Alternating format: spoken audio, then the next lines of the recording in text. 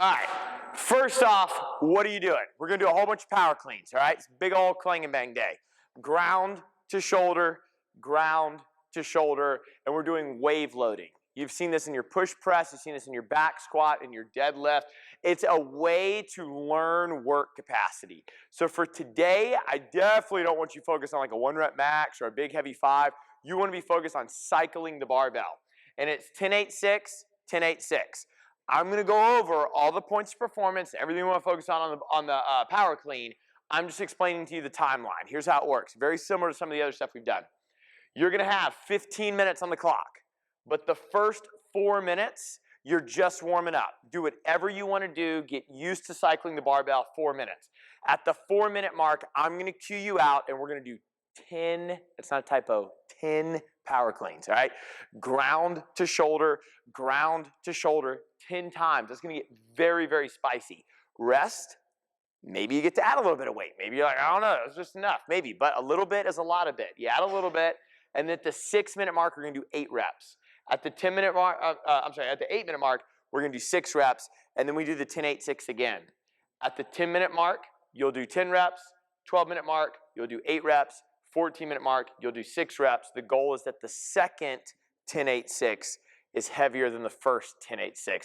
But it's not gonna be a lot heavier, it's just gonna be a little bit heavier. Cool? All right, so here's what I wanna do. I wanna break this down. Do me a favor, stand behind your barbell, facing me. All right, so maybe you've done a whole bunch of power cleans before, maybe not, but just so we're clear, that means the bar is gonna go from your ground, or from the ground to your shoulder, that's 1. Bring it back down to the ground, shoulder, that's 2, and you're doing a whole bunch of them. What you don't want to do is just grip it and rip it and just do a whole bunch of these, and then you're like, man, I'm really not getting any better. I'm going to give you 2 goals for today. I want you to touch your hips, that's goal number 1, and then goal number 2 is that when your feet touch the ground, your elbows should be through the bar. So what that means is goal number 1, we're going to come up and we're going to tap your hips, and then goal number 2 is that you're going to jump, and when your feet touch the ground, your elbows are through the bar, because it gets really uncomfortable when you're doing things like this. And it doesn't feel too good. And you're gonna be doing a whole bunch of them, so that's what we're gonna focus on, all right? Go ahead and stand up with your bar, both hands overhand, and hands right outside your hips. All right, let's first talk about your hips. You want it just right here. You want loud feet every time you jump. Pull the bar tightly into your body, and then just dip down. Okay, we talk about this often. This is your power position. This is where you get a big jump from. In a second, I'm going to say go. When I say go, I want you to jump to get the bar to your shoulders, and your goal is that when your feet touch the ground, your elbows are done moving. They're through the bar. All right, ready? Go. All right, stay there. Number 1, did you hear your feet? How loud was that? You notice how you're all kind of like in this dip position? That's awesome. Stand up. Your feet might have gone wider. Bring them back a little bit closer together. Bring the bar right here across your hip. All right, dip down again. All right, we're gonna try this again. Ready? Go. Oh, wow, it was like twice as loud. All right, stand up. Bring it back to your hip. When you get that jump, it means you're using your legs, and it means it's way stronger than your arms. All right, dip down again. Think about your elbows. How fast can you send them through the bar? Go. All right, we got that all day, man. All right, bring it back down to your hip. Okay, now hinge over to the top of your knee. So what we want to make sure we do is make contact with your hip on the way up. So slowly stand up, pull the bar back to your hips. Think about like deadlifting or something. We talk about pulling it close to your bar. It makes that contact. All right, hinge over, top of your knee, and then slowly stand up, bring it to your hip. Right there. All right, now I'm going to say go again. You jump, get it to your shoulders. Ready?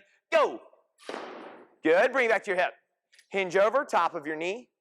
All right, now think about pulling the bar back to your hip as you stand. So I'm going to say go. When I say go, you tap your hips with speed and then jump to your shoulders. Ready? Go. All right, you see how that was a little bit quieter? All right, bring it back to your hip. That means that that bump kind of slows things down. So when that bar touches your hips, I want you to think about pushing your toes into the ground to get a really hard jump with really loud feet. Hinge over, top of your knee. Ready? Go. Way better. Now place on the ground. All right, so hopefully you can hear the difference from the first rep to the second rep, how much louder your feet got. That's really critical. Now that was not from the ground. The workout is from the ground. So in a second, I'm going to ask you to pick up the bar. I'm going to ask you to go right here to mid-shin. This simulates what it would be like to go from the ground. I'm going to say slow, slow, fast, and it looks like this. Slow, slow, fast. And when I say fast, that's your cue to jump. What that does, it builds awareness to touch your hips. Like I said earlier, we do not just want to grip it and rip it.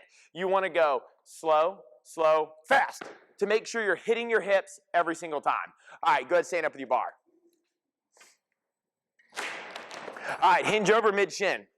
This is the location you're coming from today. We should be able to make eye contact. Your butt should be kind of low. Your chest should be kind of high. Remember, it's slow, slow, fast. Fast means jump.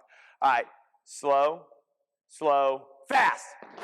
Oh, man, we had those loud feet. And did you check yourself? Did your elbows go through as fast as they could so your elbows were through when your feet touched the ground? Bring it to your hip. Hinge over mid-shin again. Slow, slow, fast. Ooh, better jump. That was good. All the way in the back, too. All right, bring it to your hip. Hinge over mid-shin. Slow, slow, fast. Good. Now we're going to put it together. Hinge over mid-shin. All right, now I'm going to give you one cue. I just say go. When I say go, you're going to put the entire speed with it. You come up, you tap your hips, catch at your shoulders. Ready, and go. All right, now, just ask yourself, okay, did I hit my hips? Did I catch at my shoulders? Did I hit my hips? Did I catch at my shoulders? Hinge over mid-shin. Ready, go. Good, that looked 100% better, and the room hit the ground at the same time. Bring it to your hips, hinge over mid-shin. When I say go, you do 3 in a row. Ready, go. To your shoulder, reset, to the ground, to your shoulder, reset, to the ground 3 times. Are you hitting your hips, and are you catching your shoulders? That's the only 2 things you want to worry about. Done. All right, so if you want a buddy, you can get a buddy. If not, you can roll solo. But the only thing I want you worrying about today, am I touching my hips? And when my feet touch the ground, are my elbows to the bar? That's it. It's only 2 things. At the 4-minute mark, we're going to do 10 repetitions. All right, so take a minute. Let's get all warm. Let's rock and roll.